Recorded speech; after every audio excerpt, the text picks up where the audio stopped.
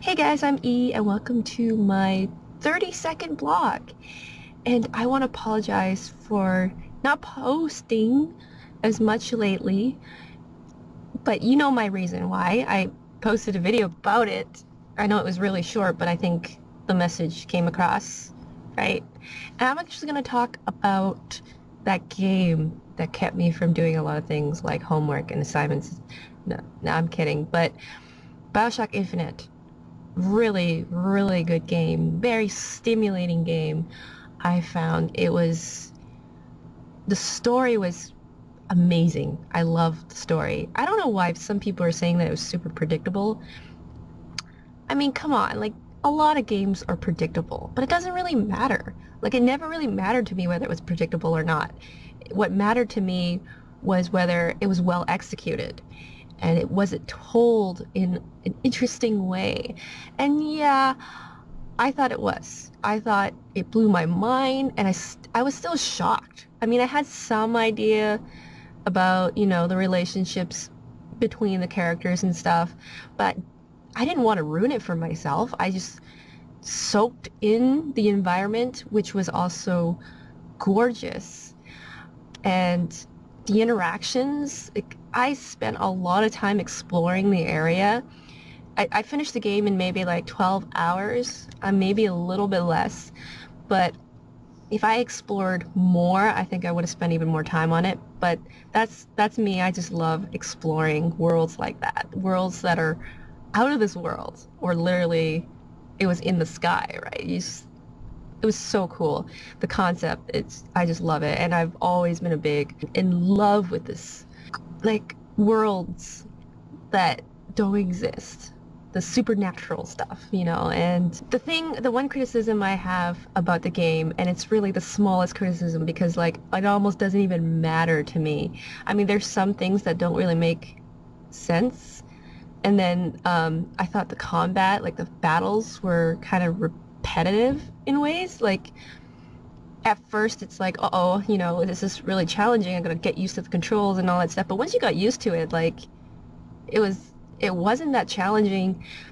I didn't feel like they added really much to the battle sequences like later on. It was a lot of the same things, just like in different scales. Like larger scales and stuff. So yeah, that's my only criticism for the game. But otherwise, really, really, really good game. I just couldn't stop playing it.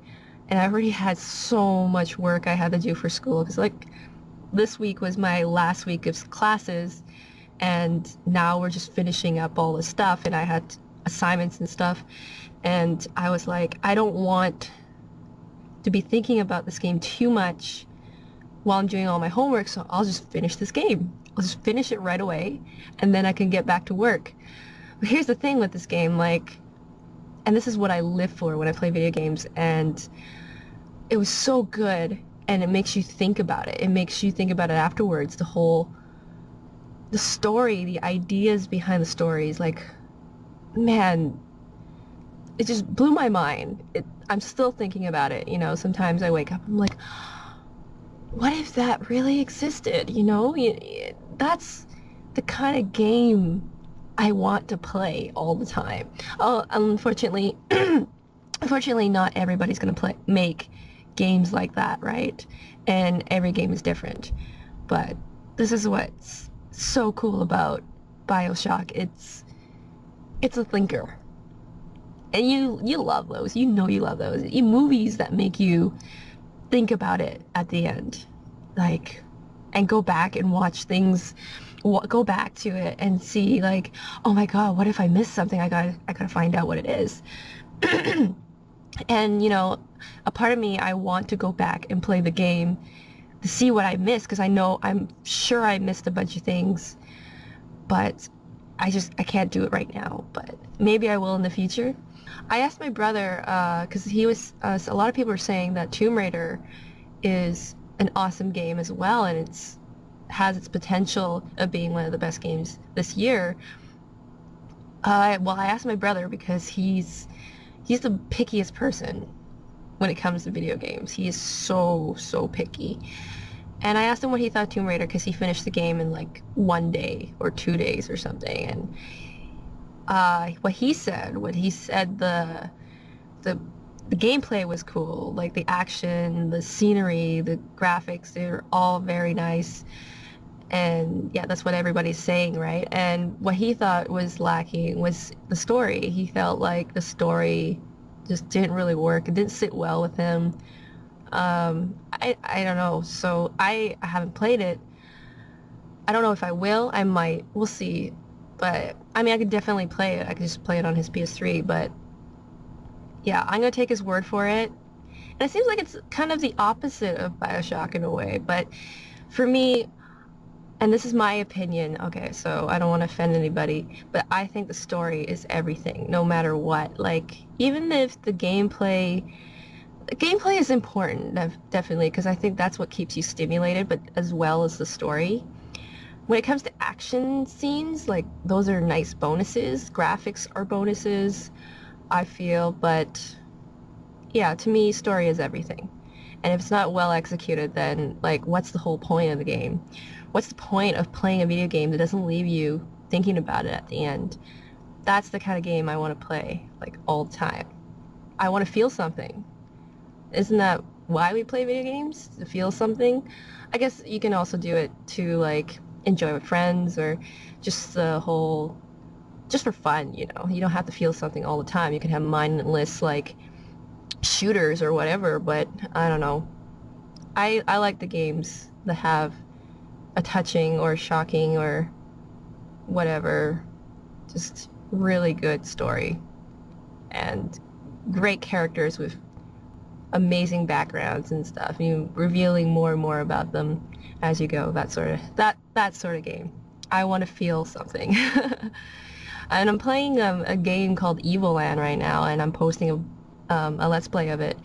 And I hope you're gonna enjoy it because I'm enjoying it. It's so much fun. And I love that it brings you back to like the very beginning.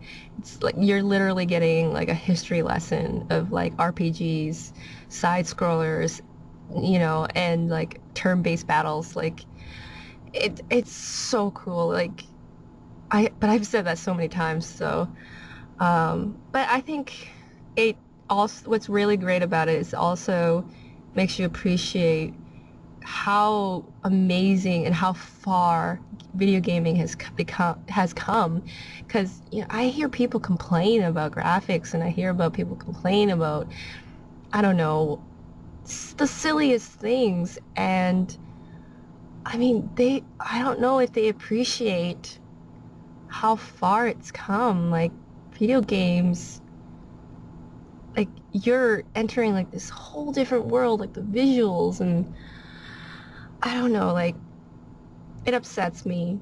I understand that people will have to be picky and they have to judge something, you know, and everyone has different preferences and stuff, but never write a game off because the graphics don't look good, because even in the past I've played pixel games, you know, RPGs, games from RPG Maker, games that are, you know, visually maybe not super stimulating, but the story keeps you going. Like, yeah, that's that's all I can really say about it. I don't really know what else to say about it. But yeah, I love that Evil Land takes you back. It makes you appreciate it, and I think everyone should give that game a shot. It's not a very long game. It's pretty short, so yeah. Anyway, that's all I wanted to talk about. No balloons this week. When I have time, hopefully, I'll add some to my collection. But for now, I'm going to leave you guys, and so I'll see you guys next time.